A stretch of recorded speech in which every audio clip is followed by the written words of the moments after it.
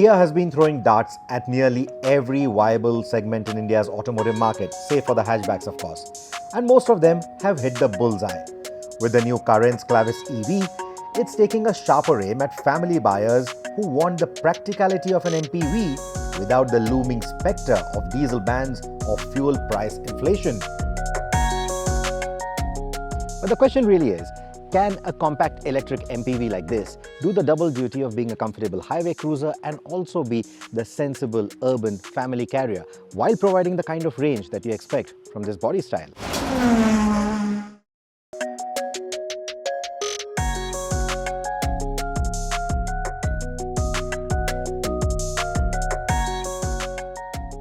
In the Carens EV roadmap, the hardware here won't surprise you. The Clavis EV borrows heavily from the Hyundai Creta EV. Same motor, same battery pack with a few tweaks to the battery management system to suit the different weight and the use case. It also means it's a healthy blend of performance and efficiency. It's still front wheel driven, it's still smooth, it's still very silent, and it's got that instantaneous torque off the line like you'd expect from an EV. But more importantly, it's all about how the Clavis EV behaves when it's on the move. It is exactly what you want in a car like this. Not thrilling, but always smooth and responsive. There's a healthy amount of power and torque on offer, enough to keep up with the traffic, overtake with confidence, and handle a full house without feeling sluggish. It's not going to pin you back in your seat when you press the throttle, but there is still instantaneous torque. There is still enough torque to surprise you of how this compact 3-row people mover can behave on the road. Put your foot down and the power is delivered cleanly, especially in sport mode, where throttle response becomes noticeably sharper. Eco mode, as you would expect, dials things back and is best saved for urban errands. The normal mode strikes the most balanced tune, and that is where you will spend most of your time driving.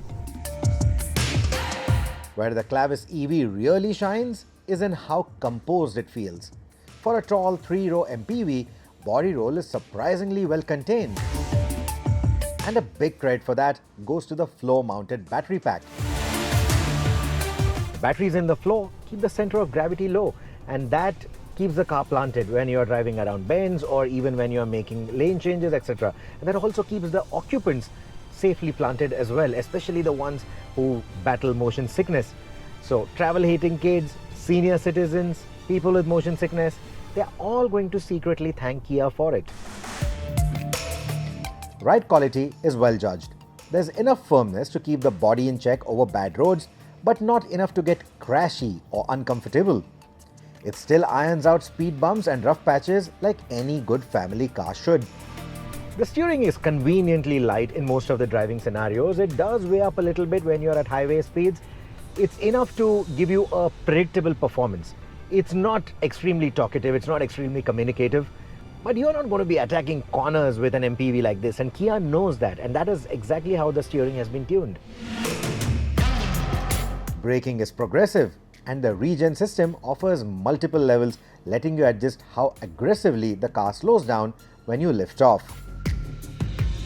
It's not just the electric motors, even the ground clearance has gone up, which is difficult to do with a ICE vehicle that has been modified into an EV.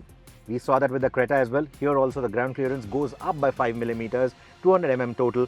It does have a bit of an implication in the floor or how you're sitting in the second or the third row. You sit in a bit of a knees up position. So if you're long-legged or fussy about under-thigh support, that is the only complaint that you'll have, but it's not a deal breaker at all. In fact, the space is really good for your feet. Knee room is quite good. Headroom is also excellent. View outside of the windows, whether you are a kid or an adult, excellent again. You also get this blind to get some privacy if you so need. And now because of the panoramic roof with the AC vents having moved to the outside, you get this nice airy feel in here. So long distance journeys, absolutely no problem at all. This is a comfortable place to be in.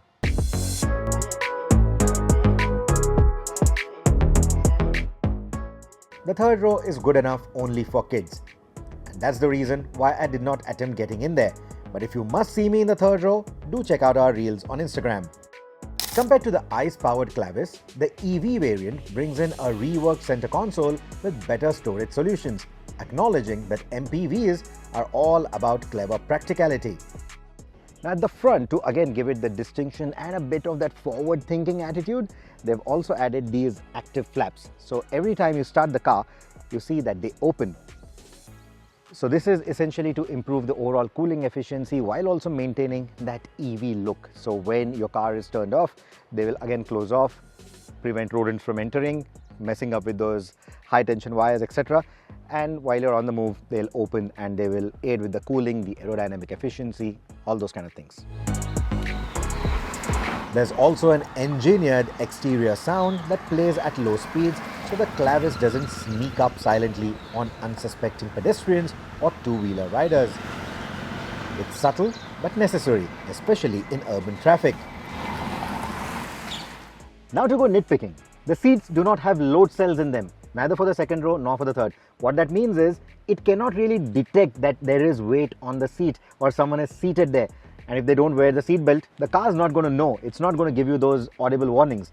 However, if you have buckled your seat belt and then you remove it while you are driving, that is when it will give you a warning sign.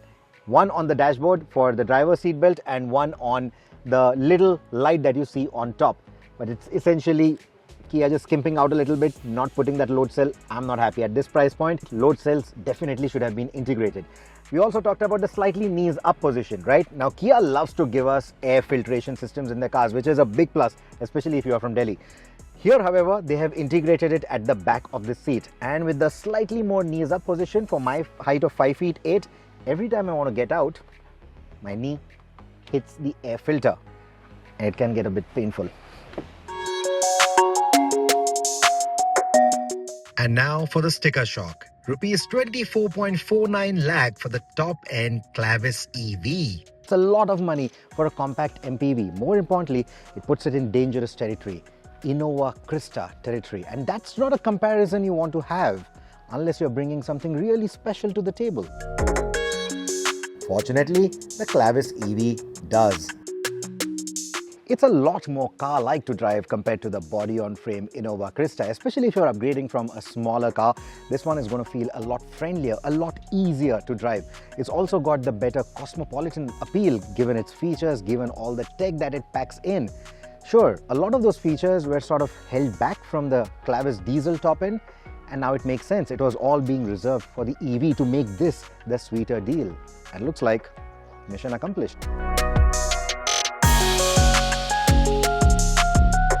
And if you stay in states like Maharashtra, which incentivize buying an EV, you could actually end up paying lesser on-road price for the car than the ex-showroom price. Now that doesn't happen often, does it?